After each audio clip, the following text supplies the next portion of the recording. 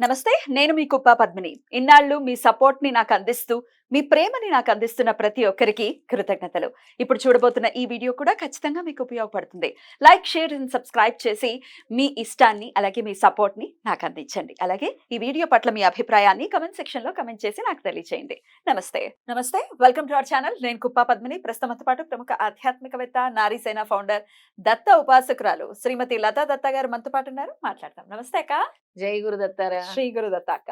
అక్క, మీరు సాయినాథుడికి, సాయిబాబాకి గుడి కట్టి ఉన్నారు అక్కడ నిజాంపేటలో. చాలా చాలా అద్భుతమైనటువంటి గుడి. ఖచ్చితంగా స్వామిని చూస్తుంటే ఆ రూపం ముగ్ధ మనోహరమైనటువంటి రూపం. అందున నల్లటి విగ్రహం, జనరల్ గా తెల్లటి విగ్రహాన్ని చూస్తూ ఉంటాం మనము.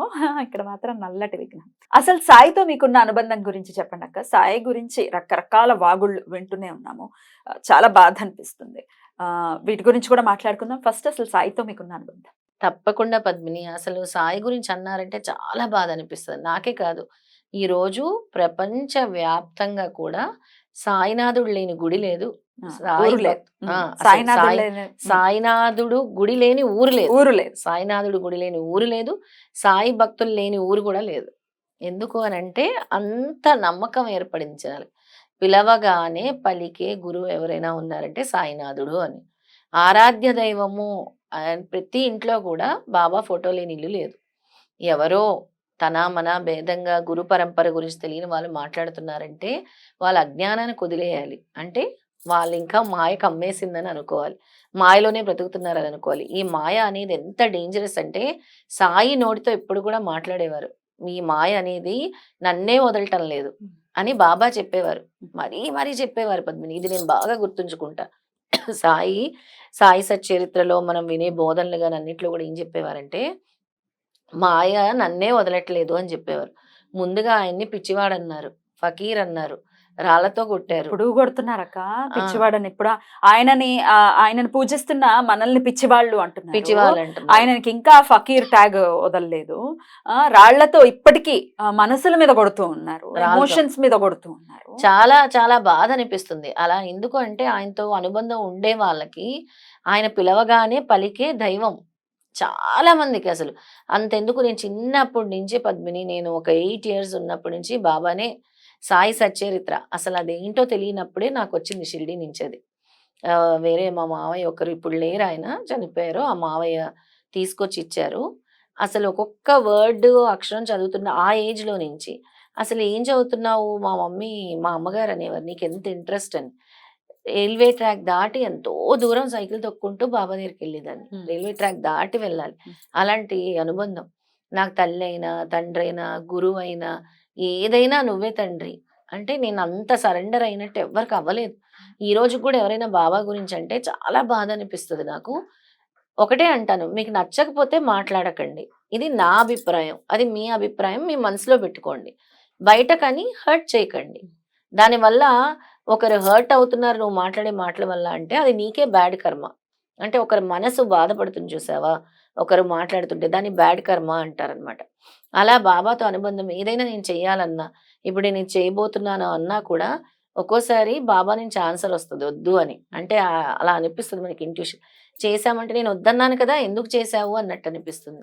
అయితే బాబా ఎలా కనబడ్డారు అని అంటే 2 సార్లు కూడా షిరిడి సాయినాథుడిది అఖండ జ్యోతి పెట్టాం మా ఇంట్లో. 49 days పెట్టాం అనమాట. పెట్టినప్పుడు ఆ జ్యోతి వెలిగించినప్పుడు 49 days కూడా 4 పూట్లు బాబా హారతులే పాడతాం. బాబా మన ఇంట్లో తిరుగుతారనమాట. ఎందుకంటే ఆయన ఏంటి, దత్తుడు ఏంటి, వీళ్ళందరూ చెప్పింది ఒకటే, జ్యోతి రూపంలో నేను ఉంటాను అని. ఎక్కడెక్కడ భగవంతుడు ఉంటాడంటే జ్యోతి రూపంలో ఉంటాడు, చెట్టు చేమలో ఉంటాడు, చాలా చోట్ల ఉంటాయి భగవంతుడు ఉండే చోట్ల. దాన్ని గుర్తించగలగాలి. ఆ జ్యోతి వెలిగించినప్పుడు బాబా తిరుగుతున్నట్టు అనిపించదు. పోనీ బాబా భక్తురాలు నేను, మా నాన్నగారికి బాబా క్లియర్ గా కనపడి ఆయనకి ఫీవర్ వచ్చేసింది. అఖండ జ్యోతి పెట్టినప్పుడు బాబా కనబడ్డారు, ఆయన ఇలా నడుస్తున్నారు మన ఇంట్లో అని ఒకరు అంటే దాన్ని భక్తి అంటారు కొంతమంది. భక్తితోటి ఇది కూడా వచ్చేసింది అనమాట. అంటే భగవంతుడు కనిపించినప్పుడు ఎలా ఉంటుంది అలా వచ్చేసింది. అయితే ఆయన ఎంత నిదర్శనాలు అంటే అంత నిదర్శనాలు. మా ఇంట్లో స్వహస్తాలతో సాయి అని రాశారు అఖండ జ్యోతిలో. సాయి అని. నేను ఆ ఫోటో షేర్ చేస్తాను, ఇవ్వండి అక్క, అర్జెంట్ షేర్ చేస్తాను. వేయాల్సిందే, చాలా వేయాల్సిందే అది. సాయి నాకెందుకు ఇంత క్లిష్ట పరిస్థితి తీసుకొచ్చావు, నేను ఈ సమస్య నుంచి ఎలా బయటపడాలి అని అంటే, ఏంటక్క ఏం సమస్య వచ్చింది మీకు? నాకు అంటే చాలా ఎప్పుడైనా ఏదైనా ఒక సమస్య వస్తూ ఉంటుంది. లాస్ట్ బిఫోర్ ఇయర్ 2022లో హెల్త్ ప్రాబ్లం అంటే ఉమెన్ కు ఉండే ప్రాబ్లం ఉంటుంది యూట్రస్ కదా. కి సంబంధించి యూట్రస్ కి సంబంధించి ఒక సిస్ట్ అన్నారు, దాని వల్ల అసలు ఓవర్ గా ఇదవటము, over bleed menstrual problem, over bleed, అలా కంటిన్యూస్ అన్నమాట. ప్రతిరోజు కూడా చాలా టూ మచ్ హెవీ అంటే హెవీ, ఇంకా అసలు ఎంత ప్రాబ్లమ్ గా ఉంటది హెవీ అంటే. అసలు ఏమవుతుంది నాకు ఇది అనుకొని అలాంటి పరిస్థితుల్లోనే అసలు వెళ్ళకూడదు కానీ నేను షిరిడి అంటే బయలుదేరాను. అది మామూలుగా ప్రతి నెల వచ్చేది కాదు కదా, కాదు కదా. కంటిన్యూస్ ప్రాబ్లం కదా. సో దాన్ని లేకుండా నువ్వే నాయనా బాబా నాకు, నేను ఈ సమస్య నుంచి ఇది నువ్వు తగ్గించాలని నేను అనుకోవట్లేదు, నిన్ను చూడాలని నేను వస్తున్నాను, నాకు ఎందుకు వచ్చింది ఈ సమస్య, నీ అనుగ్రహం కావాలని నేను ఎప్పుడు వస్తాను అని వెళ్ళాను పద్మిని. వెళ్ళిన తర్వాత ఎప్పుడు కూడా మాకు షిరిడీకి వెళ్ళినప్పుడు 2 దర్శనాలు ఇస్తారు బాబా నాకు. ఫస్ట్ వెళ్ళొచ్చేసిన తర్వాత ఒకసారి నేను మీ బావగారు వెళ్ళి వస్తూ ఉంటే నేను చెప్పాను, మళ్ళీ బాబా మనల్ని పిలుస్తున్నారు, మనం వెళ్ళాను. బాబా నిన్ను పిలుస్తున్నారా, మళ్ళీ ఒక ఆయన వచ్చి మనల్ని తీసుకెళ్తారు ఇప్పుడు, బాబా నాకు చెప్తున్నారు అన్నాను అనమాట. అయితే మీ బావగారికి తెలియదు కదా ఇవన్నీ. ఒక ఆయన వచ్చి మమ్మల్ని తీసుకెళ్తే స్టన్ అయిపోయారు బావగారు. ఆయన అప్పుడే ఉండి లెక్కింపైంది షిరిడీలో, ఆయన మెషిన్ పట్టుకొని బయటకు వస్తున్నారు. దర్శన్ కర్నా చాయేనా ఆయి అని తీసుకెళ్ళిపోయాడు. షాక్ అన్నమాట మీ బావగారు. ఆయనకి ఏమైనా డబ్బులు ఇవ్వటం అట్లా ఏమీ లేదు, ఆయన ఊరికే మిమ్మల్ని ఊరికే తీసుకెళ్ళిపోయారు. అసలు అలా నాకు బాబా చెప్పారు, మళ్ళీ నీకు దర్శనం అవుతుంది, నన్ను చూడటానికి రా అని. మళ్ళీ ఆయన వచ్చి తీసుకెళ్ళాడు. అంటే ఆయన నాకు అక్కడ చెప్తూ ఉంటాడు అనమాట, ఇంట్యూషన్. అంటే వేరే వాళ్ళు అనుకోవచ్చు కానీ అది మనం అనుభవించే వాళ్ళకే తెలుస్తుంది. మళ్ళీ లాస్ట్ 2022లో పద్మక్క పాటు వెళ్ళాను. నువ్వు రా, అసలు ఎందుకు నీకు ఇలా హెల్త్ పాడైపోతుంది, నువ్వు ఎప్పుడు ఆయన్ని అడుగుతావు కదా, ఆయన్ని అడుగుదావు కానీ రా అని వెళ్తే ఫస్ట్ దర్శనం అయిపోయింది. తర్వాత మళ్ళీ అక్కకి చెప్పాను, అక్క మళ్ళీ మనల్ని బాబా పిలుస్తున్నారు 2వ దర్శనానికి. నేను ఇక్కడి నుంచి ఒక జాంకాయ తీసుకెళ్ళాను, బాబా పాదాల దగ్గర పెట్టాను, తిరిగి ఇచ్చేశారు జాంకాయ. అది మామూలుగా అయిపోయింది. మళ్ళీ నాకేంటి అంటే బాబా పిలుస్తున్నారని అనిపించింది. మళ్ళీ ఎలా వెళ్తాం, ఎవరు రానిస్తారు, నీకెందుకక్క, బాబా పిలుస్తున్నారు పదా, ఆయన పిలిచారంటే ఆయనే రానిస్తారని. ఎవ్వరు ఆపలేదు పద్మిని, స్ట్రైట్‌గా వెళ్ళిపోయాం. అసలు అన్‌బిలీవబుల్, కొన్ని థింగ్స్ అన్‌బిలీవబుల్. అసలు స్ట్రైట్‌గా వెళ్ళిపోయాము. అక్కడ 2 జాంపళ్ళు ఉన్నాయన్నమాట. అక్క ఆ 2 జాంపళ్ళు ఇవ్వటానికే బాబా ఇప్పుడు నన్ను పిలిచారక్క అని అంటే, జాంపళ్ళు ఇవ్వటానికా, నీకా, ఇంతమంది ఉంటే అంది. అక్క ఎంత దూరంలో నుంచి మీరు అన్నారు ఈ మాట? ఎంటర్ అయిన తర్వాత హాల్లో కొంచెము మనకు కనబడుతుంది కదా గ్లాన్స్ లో, స్వామి చాలా దూరం, అంటే ఎంట్రన్స్ నుంచి జాంపళ్ళు కనబడుతున్నాయి అనమాట. నాకు ఇవ్వటానికే ఉంచారక్క బాబా, అది నన్ను అందుకే పిలిచారు, అందుకే 2 సార్లు రమ్మన్నారంటే. నీకెలా ఇస్తారు, అసలు అక్కడి వరకే రానివ్వట్లేదు అంటే. వెళ్తాం గానీ ఆ సెంటర్ లో ఉండే జాంపల్ని ఎవరైనా టచ్ చేయనిస్తారు. వెళ్ళాం, దండం పెట్టుకున్నాం, మళ్ళీ వెనక్కి వచ్చి మధ్యలో సెంటర్లోకి వచ్చాను. బాబా సెంటర్లోకి వచ్చి వెనక్కి కూర్చొని, అది ఇంకా కూర్చోలేదు, ఇంకా నిల్చొని కూర్చోబోతున్నాను కిందకి. ఆ జాంపళ్ళు ఆయన అక్కడ ఉండే ఆయనకి ఇచ్చారు, పోలీస్ ఆయనకి అక్కడ ఉంటారు కదా పోలీసులు, గార్డ్స్, ఆయన తీసుకొచ్చి నాకు ఇచ్చారు. అంతమంది ఉంటుండగా నాకు ఇవ్వటం ఏంటి. ఆ జాంపళ్ళని ఇంటికి తీసుకొచ్చి కోసి నెక్స్ట్ డే తిని చూస్తే సుగంధ పరిమళాల విభూది వాసన, విభూది అంటారు కదా, విభూది వాసన. మా పాపకి ఇచ్చాను, పాప కూడా తిని, అసలు ఏం మమ్మీ ఇలాంటి జాంకాయ ఎప్పుడు మనం అసలు తినలేదు, అసలు ఎంత సుగంధ పరిమళాలు వస్తున్నాయి, అసలు చాలా బాగుంది అని. బాబుకి ఇచ్చాను, వాడు తిన్నాడు. ఈయనకి ఇస్తే ఈయన కూడా అన్నారు అవును చాలా. ఆ నెక్స్ట్ డే నుంచి నా హెల్త్ ఇష్యూ సాల్వ్ అయిపోయింది. సిస్ట్ లేదు, ఏమీ లేదు. అప్పటి వరకు సిస్ట్ ఫామ్ అయింది అన్నారు కదా. ఆ తర్వాత 1.5 మంత్కి ఏదో మెడికల్ టెస్ట్కి జనరల్గా వెళ్ళి, అది నాకు ప్రాబ్లం ఉంది కదా, ఇప్పుడు ఎలా ఉంది అని స్కాన్ చేయించుకుంటే, స్కాన్ చేసి మీకు ముందు సిస్ట్ ఉండేది కదండి, అప్పుడు ఆ రిపోర్ట్ లో ఉంది, ఇప్పుడు ఏ సిస్ట్ లేదండి, మీకు కంప్లీట్ గా క్యూర్ అయిపోయింది. ఎవరు చేశారు మరి ఇది? బ్లీడింగ్ వెంటనే నెక్స్ట్ డే నుంచి తగ్గిపోయింది పద్మిని. లేదు అని అంటే అసలు ఎంత హెవీ అంటే అంత హెవీ. ఏం జరుగుతుందో నాకే అర్థం కాలేదు అన్నమాట. ఇట్లాంటి మిరాకిల్స్ అందరి జీవితాల్లో ఉన్నాయక్క, అంటే నమ్మిన వాడు అందరి జీవితాల్లో ఉన్నాయి, అందరి జీవితాల్లో. మరి నమ్ముతాం కదా. స్వామి సాయి ఆయన కూర్చున్న స్థలాన్ని ద్వారకామయి అని అన్నారు, అంటే కృష్ణుడే, ఇంకా కృష్ణుడే. అసలు ఇంకా నిదర్శనాలు చెప్పాలంటే, మా ఇంటికి ఒక అమ్మాయి వచ్చేది పారాయణం చేయడానికి. ఆ అమ్మాయి ఎన్నో 100 డాక్టర్ల దగ్గరికి వెళ్ళింది. అంటే నేను చేయటమే కాక ఇంటికి వచ్చిన వాళ్ళకి కూడా ఎలా చూపిస్తారు మేము. ఉమ్. ఇంకా వెక్స్ అయిపోయింది పిల్లలు లేరని. ఇంకొద్దక్క తిరిగి తిరిగి విసిగిపోయాను నేను. ఉమ్. ఇంకే ప్రయత్నాలు నేను చేయదలుచుకోలేదండి. పిల్లలు పుట్టడానికి పిల్లలు పుట్టడానికి ఇంకే ప్రయత్నాలు నేను చేయదలుచుకోలేదు. ఒక్కసారి నా మాట విని ఈ పారాయణం చెయ్యి. అవ్వలేదనుకో ఇంకెప్పుడు నువ్వు దేవుణ్ణి నమ్మకు. లాస్ట్ అండ్ ఫైనల్ నేను కూడా నీ తరపు నుంచి అడుగుతాను బాబాని. నువ్వు చేసిన కొన్ని రోజులకి నీకు తప్పకుండా పిల్లలు పుడతారు. నాకు బాబా స్ట్రాంగ్ గా చెప్తున్నారు ఇది. ఆయన ఎందుకో నువ్వు అన్ని ప్రయత్నాలు చేసావు కదా, చివరి ప్రయత్నం చెయ్యి. ఈ అఖండ జ్యోతిలో నూనె వేసుకొని రోజు వచ్చి పారాయణం చేయి అంటే ఆ అమ్మాయి చేసింది పద్మిని. చేయగానే ఒక 1 month 1.5 2 months లోపలే రిజల్ట్ ప్రెగ్నెన్సీ వచ్చింది. బాబు పుట్టాడు. ఇప్పుడు ఆ బాబుకి నాకు తెలిసి ఒక 7 years ఉంటాయేమో. అక్క ఈసారి ఎప్పుడైనా ఒక్కసారి వాళ్ళతో మాట్లాడాలక్క మనం. తప్పకుండా. ఇప్పుడు ఆవిడ వేరే కంట్రీలో ఉంది అని అంటున్నారు, మీరు ఆల్రెడీ కాల్ చేశారు, మళ్ళీ ఒకసారి మాట్లాడదాం. అలాగే కమెంట్ సెక్షన్ లో కూడా సాయిని నమ్ముకుని మీకు జరిగినటువంటి మిరాకిల్స్ మాకు దయచేసి తెలియచేయండి. మనం ఆయనను నమ్ముకుని ఆయన దైవంగా ఆయనను ప్రాణంగా కొలుస్తూ ఉన్నాము. ఇన్ని మాటలు అంటూ ఉంటే రేపొద్దున ఆయన మొహాన్ని ఎలా చూస్తాం మనం? కొంచెం మనకైనా ఇంగిత జ్ఞానం మనం ఒక ఉండాలి కదా. ఎపిసోడ్ చేశాం కదరా అవధూతల మీద, అక్కడ కూడా ఒకరు కమెంట్ పెట్టారు. అయితే ఆ ఫకీర్ ని దేవుడు అంటారా మీరు, ఆ ఫకీర్ నే పూజించమంటారా మీరు అని మన దాంట్లో కూడా పెట్టారు. పూజించమనే అంటున్నాం. ఇష్టమైతే పూజించండి, కష్టమైతే మానేయండి. మిమ్మల్ని ఎవడు అడుగుతున్నాడు అసలు? ఎవరు సాయిని అనటం ఏంటి అంత ఘోరాతి ఘోరంగా? వీళ్ళకి ఎన్నిసార్లు చెప్పినా అర్థం అవ్వని విషయం ఏమిటి అంటే, దత్తాత్రేయ స్వామి వారి మొదటి అవతారం శ్రీపాద శ్రీవల్లభ స్వామి వెళ్ళి హనుమని సాయి అవతారంగా మారమని చెప్పారు, నా శక్తులు ఇస్తాను అని. అప్పుడే సీతారాములు కూడా ప్రత్యక్షమయ్యారు. కాకపోతే ఆయన జననం రహస్యంగా ఉంచుతారు, ఎందుకంటే ఒకటేసారి ఇది అవ్వకూడదని. హిమాలయాల్లో హనుమ తపస్సు చేసుకుంటున్నప్పుడు జరిగినటువంటిది. ఈ అధ్యాయం కూడా మనం చదివి చెప్పాం కూడా, ఒక ఎపిసోడ్ లో కూడా చెప్పాం. మరి ఎందుకనో అది ఇంకా అంటే జనంలోకి వెళ్ళాలి అని కోరుకుంటున్నాను పద్మిని. ఈయన జననం అందరికి కూడా తెలవాలి. అసలు ఎవరు సాయి అంటే దత్త పరంపర.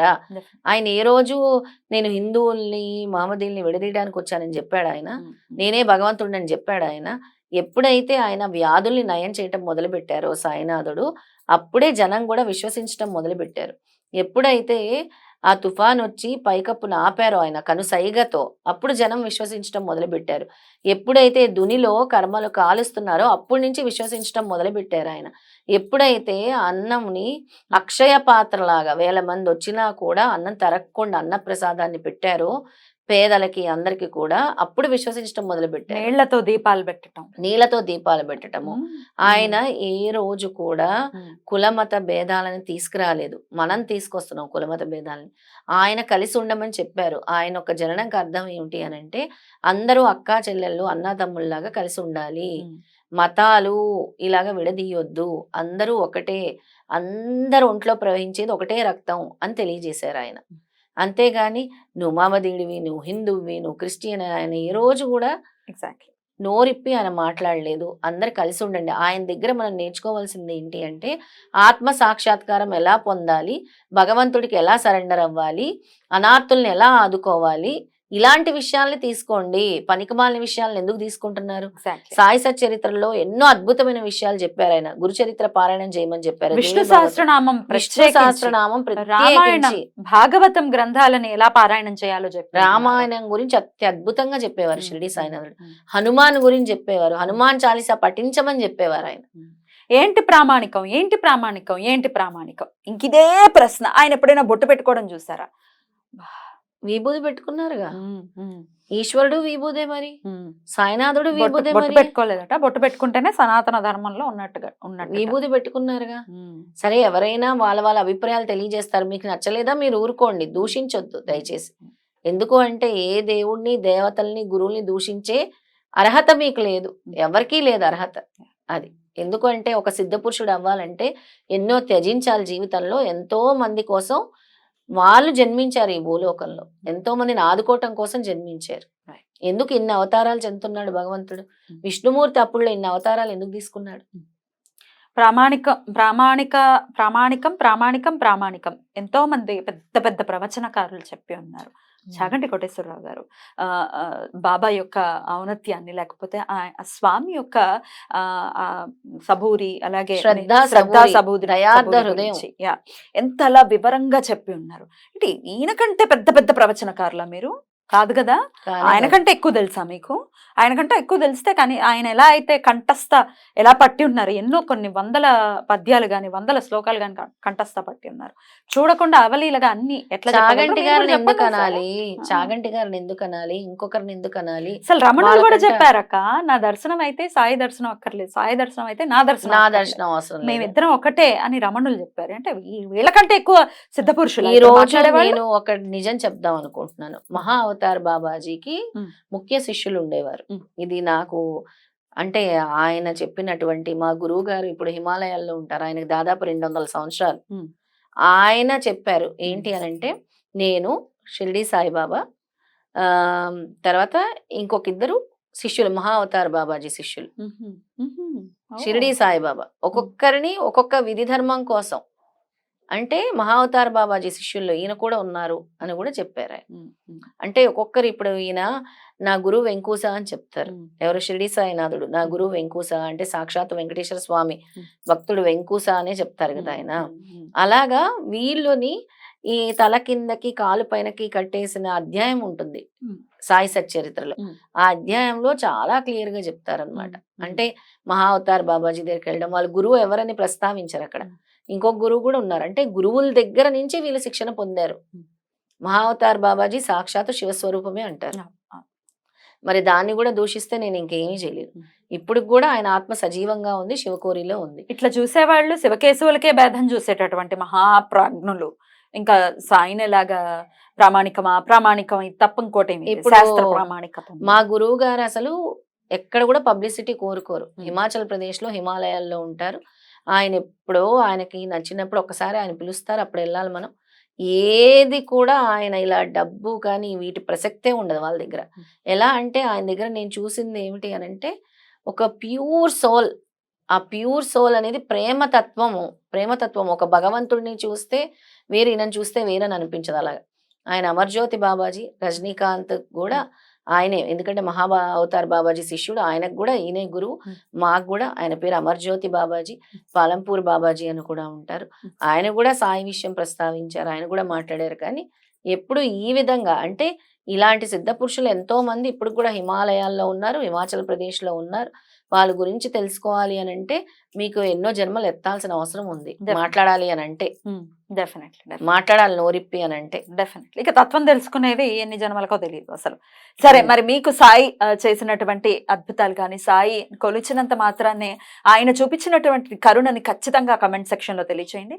ఇక బ్యాడ్ కమెంట్స్ చేసే వాళ్ళు రెడీగా ఉంటారు అక్క. పద్మిని, ఒక చిన్న విషయం అంటే వాళ్ళందరి ముందు నిన్ను అడుగుదాం అనుకుంటున్నాను. చెప్పండి అక్క. సాయి మిరాకిల్స్ అయిన వాళ్ళందరినీ కూడా మన స్టూడియోకి ఇన్వైట్ చేయాలి. తప్పకుండా అక్క. చేసి వాళ్ళతో పాటు మేము కూర్చుంటాం. వాళ్ళకి జరిగిన మిరాకిల్స్ ని నువ్వు ఎపిసోడ్స్ రూపంలో తప్పకుండా ఎలాగైనా వారానికి ఒక రోజు ఎలాగో పెట్టుకొని ఒక డే టైం ఇచ్చి Sure. వాళ్ళకి అవకాశాన్ని ఇచ్చి వాళ్ళు కూడా సాయిబాబాతో జరిగినటువంటి మిరాకిల్స్ మనతో పంచుకోవాలనుకుంటే మన స్టూడియోకి రావాలని నువ్వు చెప్పాలి పద్మిని. తప్పకుండా అలాగైనా కొంతమందికి welcome. కనువిప్పు జరుగుతుందేమో అలా వచ్చి మన వాళ్ళు చెప్పినందువల్ల, అంటే వాళ్ళ జీవితంలో జరిగేటటువంటివి. ఇది మనం చెప్పేది ఏదో మనం ఏదో పబ్లిసిటీ కానీ వీళ్ళు అనుకోవటం కాదు, వాళ్ళకి జరిగినవి వాళ్ళు వచ్చి మనతో పంచుకుంటే మనము చాలా ఆనందంగా ఉంటాము. కాస్త కనివిప్పు అయినా మార్పు అయినా జరుగుతుందేమో జనంలో, చూద్దాం. తప్పకుండా తప్పకుండా. మరి మీకు మోస్ట్ వెల్కమ్. హైదరాబాద్ పరిసర ప్రాంతాల్లో ఉన్న వాళ్ళు శ్రీనగర్ కాలనీలో మన ఆఫీస్ ఉంది కాబట్టి నా ఆఫీస్ నెంబర్ కి కాల్ చేసి మీరు ఎప్పుడైనా రావచ్చు. నేను మండే టు సాటర్డే ఆఫీస్ లో ఉంటాను, 10 to 6 ఆఫీస్ లో ఉంటాను కాబట్టి మీరు వచ్చినప్పుడల్లా అన్ని వీడియోస్ తీసేసుకుని ఒకేసారి పబ్లిష్ చేయడం లాంటివేమో చేద్దాం. తప్పకుండా చేద్దాం అక్క. బ్యాడ్ కమెంట్స్ విషయానికి వస్తే అక్క, నేను అబ్జర్వ్ చేసింది ఇక సాయి గురించి అయితే నీచంగా మాట్లాడతారు. నండూరి శ్రీనివాస్ గారు ఒక మంచి రిప్లై ఇచ్చారు అక్క. విందాం తప్పకుండా. ఒకసారి చదువుతానక్క. అసలు అతి తెలివి, మామూలు తెలివి కాదు కదా జనాలది, అతి తెలివి వినియోగిస్తూ ఉంటారు. సో దానికి ఖచ్చితంగా ఆన్సర్ చెప్తూ ఉంటారు ఎన్ని చెప్పినా. క్వశ్చన్ వచ్చేసి, 100 years బ్యాక్ వచ్చిన సాయి గురించి పురాణాల్లో వేదాల్లో రాయలేనప్పుడు మరి భవిష్యత్తులో రాబోయే కల్కి అవతారం గురించి ఎలా రాశారు? ఇదేం ప్రశ్న, అర్థం కానటువంటి ప్రశ్న. ఇక నండూరి వారి సమాధానం, నాయన కర్ణ, ఆయన పేరు కర్ణ. విష్ణువు, శివుడు, గణపతి, అమ్మవారు మొదలైన దేవతలు ఎత్తిన అవతారాలన్నీ పురాణాల్లో ఉంటాయి. కానీ అవధూతలు, మహాత్ములు భారతదేశంలో వేలల్లో ఉన్నారు. వాళ్ళందరి చరిత్రలు పురాణాల్లో ఉండవు. మహా అయితే ఒక 10 మందివో 20 మందివో ఉంటాయి. పురాణాల్లో ఉంటేనే మహాత్ముడు, లేకపోతే కాదు అనే విషయం పురాణాల్లో ఎక్కడా చెప్పలేదు. ఆత్మ జ్ఞానాన్ని సంపాదిస్తే నువ్వు కూడా మహాత్ముడివి కావచ్చు. అద్భుతంగా సమాధానం చెప్పారు. అద్భుతంగా చెప్పారు సమాధానం. దాన్ని ఆత్మ సాక్షాత్కారం అంటాం, ఆత్మ జ్ఞానాన్ని అంటాం. ఎవరు అవధూతలు అవుతారంటే పోయినసారి కూడా మనం మాట్లాడుకున్నాం దీని గురించి. ఎవరైతే కంప్లీట్ గా ఆత్మ సాక్షాత్కారం పొందుతారో, ఆత్మ సాక్షాత్కారము ఆత్మ జ్ఞానము ఒకటి నండూరి గారు చెప్పారు. అది పొందిన వాళ్ళే అవధూతలు అవుతారు, చాలా వాళ్ళే చక్కగా సిద్ధ సమాధానం. పురుషులు అవుతారు. అద్భుతమైన సమాధానం చెప్పారు నండూరి శ్రీనివాస్ గారు. చాలా చక్కగా, అమేజింగ్. అద్భుతంగా, చాలా సున్నితంగా, చాలా అద్భుతంగా చెప్పారు. కరెక్ట్ గా చెప్పారు. ఇంకా దానికి అసలు రిప్లై లేదు. ఇంకొన్ని ఒక 2-3 చూద్దాం అక్క. తప్పకుండా. చాలా బాగా వివరణ ఇచ్చారు. ఎక్సలెంట్ గా చెప్పారు గురూజీ. ఇంప్రెస్డ్. ఇట్లా చాలా మంది అయితే చెప్తున్నారు. సార్ మీరు చాలా చక్కగా చెప్పారు. ఈ మధ్య ఒక లేడీ చేసిన సాయిబాబాపై నెగెటివ్ వీడియో చూశాను. ఒళ్ళు మండిపోతుంది. తను ఒక ఆజ్ఞని యూట్యూబ్ లో వ్యూస్ కోసం సాయిబాబాని అంటోంది. అవును, అంతే, వ్యూస్ కోసమే మరి. ఇక కొంతమంది బ్యాడ్ కమెంట్స్ తో రెడీ అయిపోతారు. మనం చూస్తూనే ఉంటాం కదా, చాలా ప్రాజ్ఞులు బయలుదేరుతారు కదా, వాళ్ళకి ఎట్లా అక్క? వాళ్ళని ఎట్లా, ఏం చెప్పాలి వాళ్ళకి అసలు? బ్యాడ్ కమెంట్స్ ఇచ్చే ముందు మీరెంత సమర్థులో తెలుసుకోండి అంటాను. నేను ఒక్కటే షూట్ ఇలా డైరెక్ట్ గా షూట్ చేసే ఆన్సర్ వాళ్ళకి చెప్పేది ఏంటంటే, నువ్వు ఒకరిని ఏలైతే చూపిస్తున్నప్పుడు నీకెంత శక్తి సామర్థ్యం ఉంది, నువ్వు అసలు ఆ కమెంట్ పెట్టడానికి నీకెంత అర్హత ఉందో తెలుసుకొని పెట్టాలి. అది నువ్వు పెడుతున్నావు అని అంటే నీ జ్ఞానము ఎంత దిగజారిపోయింది, అసలు జ్ఞానం లేదు అని జ్ఞానమే సిగ్గు శరం ఏమీ లేకుండా ఏమీ లేదు అసలు. జ్ఞానము అసలు చాలా పెద్ద మాట. చాలా ఎందుకంటే అజ్ఞానంతో కూడి ఉన్నావు నువ్వు, దరిద్రమైన అజ్ఞానంతో అంటే నీ బ్రెయిన్ ఎంత కలుషితం అయిపోయిందో అని మేము జాలిపడాలి తప్పించి ఇంకా అంతకుమించి ఏం చేయాలి? ఇప్పుడు పిచ్చోడిని చూస్తే మనం వెళ్ళి వాడితో వాగలేం, అరవలేం కదా. అదే కాకపోతే ముళ్ళుతోనే తీయాలి. ఇట్లా కమెంట్ చేస్తారు, అట్లా కమెంట్ చేస్తారు అంటే బరాబర్ చేస్తా. ముళ్ళుని నేను దూదితో తీయటం నాకు తెలియదు, నేను ముళ్ళుతోనే తీస్తా. బ్యాడ్ కమెంట్స్ చేస్తే నువ్వు ఒకటి తిడితే నేను 100 చదువుతా. నాకు అంతకన్నా ఎక్కువ వచ్చు బూతులు. సో ఖచ్చితంగా చదువుతా, నాకు ఏ మొహమాటం లేదు. ఎందుకంటే ఎమోషన్స్ తో ఆడుకున్నది చాలు. మీకు నచ్చకపోతే మీరు ఊరేగండి, ఏమి ఇబ్బంది లేదు. నేను విష్ణువుని కొలుస్తా, ఈశ్వరుణ్ణి కొలుస్తా, సాయిని కొలుస్తా. ప్రతి దాంట్లోనూ నేను ఈశ్వరుణ్ణి చూస్తా. మన ఇష్టం. ప్రతి దాంట్లో అసలు ఈశ్వరుణ్ణి చూసి, అసలు ఈశ్వరుల్లో ఒక బిందువే సాయి అని కూడా అంటారు. ఈశ్వరుల్లోని ఒక బిందువే సాయి, ఒక బీజం నమ్ముతున్నాం. అది త్రికరణ శుద్ధిగా నమ్ముతున్నాం, 100% నమ్ముతున్నాం. అది మా అభిప్రాయం. మీ అభిప్రాయాలతో మాకు సంబంధం లేదు.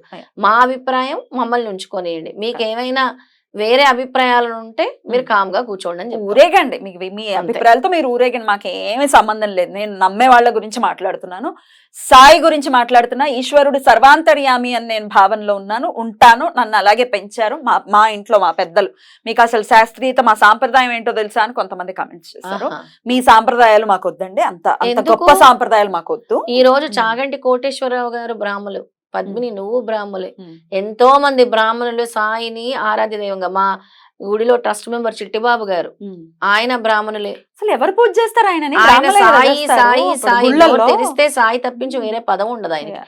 ఏదైనా సాయి అంటారు. ఆయన తీసుకొచ్చి కూర్చోబెడితే చాలు సాయి గురించి వస్తారు. ఆయన సాయి గురించి మాట్లాడాలి, వచ్చి కూర్చొని ఎంత చెప్తారో. ఇంకా ఆయనకు ఒక రోజు ఏంటి అసలు ఒక నెల సరిపోదు అనుకుంటా. ప్రతిరోజు ఆ వీడియోలు చూస్తూ ఉంటే నేను నా పూజ గదిలోకి వెళ్ళినప్పుడు సాయిని నేను చూడలేకపోతున్నా. సాయి కొలువుదీరి ఉన్నాడు నా పూజ గదిలో, ఆయన్ని కళ్ళలో కళ్ళు పెట్టి నేను చూడలేకపోతున్నా. సిగ్గుండాలి కదా, మనం ఇక్కడ పూజ చేసేస్తున్నాం, ఎవడో ఏదో అంటే కూడా నోరు మూసుకు కూర్చుంటా. అంటే చేతకంతనం అవుతుంది. మేము నోరు మూసుకుని ఖండిస్తాము, తీవ్రంగా ఖండిస్తాము. మీకు సరైన పాఠం చెప్తాం ఖచ్చితంగా. మిరాకిల్స్ జరిగిన వాళ్ళు కూడా, అలాగే సాయి మిమ్మల్ని కాపాడినటువంటి తీరును కూడా, అలాగే సాయిని మీరు కొలిచినంత మాత్రాన ఆయన చూపించిన కరుణని ఖచ్చితంగా కమెంట్ సెక్షన్ లో మీ అనుభవాల్ని ఖచ్చితంగా తెలియచేయండి. డైరెక్ట్ గా ఆఫీస్కి వచ్చేటట్టయితే ఇందాక లత గారు చెప్పినట్టుగా ఖచ్చితంగా ఆఫీస్కి రండి. మనం మాట్లాడాల్సిన పరిస్థితుల్లోనే ఉన్నాం, మాట్లాడాలి. ప్రతి ఒక్కరు నోరిప్పి దయచేసి రండి, మీ అనుభవాల్ని పంచుకోండి. మీరు 100ల్లో వచ్చినా 1000ల్లో వచ్చినా తీసుకోవటానికి, స్వీకరించడానికి మేము సిద్ధంగా ఉన్నాం. అందరూ కలవాలి తప్పకుండా. రైట్ అక్క. చాలా పద్మిని, నాది కాదురా అసలు నీకు జరిగిన పెద్ద మిరాకిల్. నువ్వు షిరిడీలో అడుగు పెట్టగానే నీ జీవితానికి సంబంధించినటువంటి ఒక అద్భుతమైన మిరాకిల్ నాకు తెలుసు. నువ్వు ఈ రోజు అందరితో షేర్ చేసుకోవాల్సిన పరిస్థితి ఏర్పడింది. తప్పకుండా అక్క. అయితే వ్యక్తిగతమైనటువంటి అనుభవాలు ఖచ్చితంగా ఇది నేను చెప్పాలి. మీరు అన్నట్టుగానే అవును. నేను సాయి ఆంజనేయ స్వామి రూపం అని మీరు చెప్పి ఉన్నారు. ఆంజనేయ స్వామి అంశగా వచ్చారు అంశ. సాయి అని చెప్పారు. పెళ్ళవటం కోసం అప్పటికే 28 years వచ్చేసాయి. సో పెళ్ళవటం కోసము ఫిక్స్ అయిపోయింది. ఆంజనేయ స్వామి ప్రదక్షిణాలు చేశాను. పెళ్లి ఫిక్స్ అయిపోయింది. కొన్ని కారణాలు, కొన్ని పర్సనల్ ఇష్యూస్, వాళ్ళ ఇంట్లో ఏదో ఇబ్బంది అవ్వటము వద్దనుకున్నారు, సంబంధం వద్దనుకున్నారు మాతో. ఓకే, సరే కొంత నేను బాధపడి సరే నాకు సాయం చూడాలి. నేను అప్పటిదాకా షిరిడి వెళ్ళలేదు. అదే first time Shirdi First time. వెళ్ళటం. నాకు సాయం చూడాలని ఉంది. అప్పుడప్పుడే సాయి గురించి బాగా తెలుస్తూ ఉంది. సాయం చూడాలని ఉంది. ఎలాగో ఎవ్వరు తోడలేరు, ఎలా వెళ్ళాలి, ఎవరైనా వస్తే బాగుండు అనుకుంటే మా అత్త, ఒక అత్త ఉందన్నమాట, కజిన్.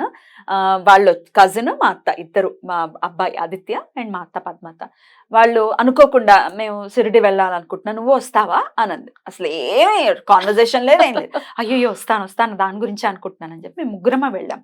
వెళ్ళి ఫస్ట్ టైం స్వామిని చూసినప్పుడు కళ్ళల్లో నుంచి ఆ ధార నేను మాటల్లో చెప్పలేను. ఆ కరుణ, స్వామి నా రూపాన్ని చూస్తుంటే వర్ణించలేను ఇంకా స్వామి అప్పుడు ఉన్నటువంటి అనుభూతి. వచ్చేస్తాయి అసలు. డెఫినెట్లీ. అలా వెళ్ళిన తర్వాత స్వామి నాకేం కావాలో నీకు తెలుసు, నేను ఎప్పుడు జనరల్ గానే కోరుకోను నాకు ఇది కావాలి అది కావాలి అది కావాలి. ఇప్పుడు తల్లిని అయిన తర్వాత త్రినైనా బాగుండాలని ఖచ్చితంగా కోరుకుంటున్నాను అనుకోండి.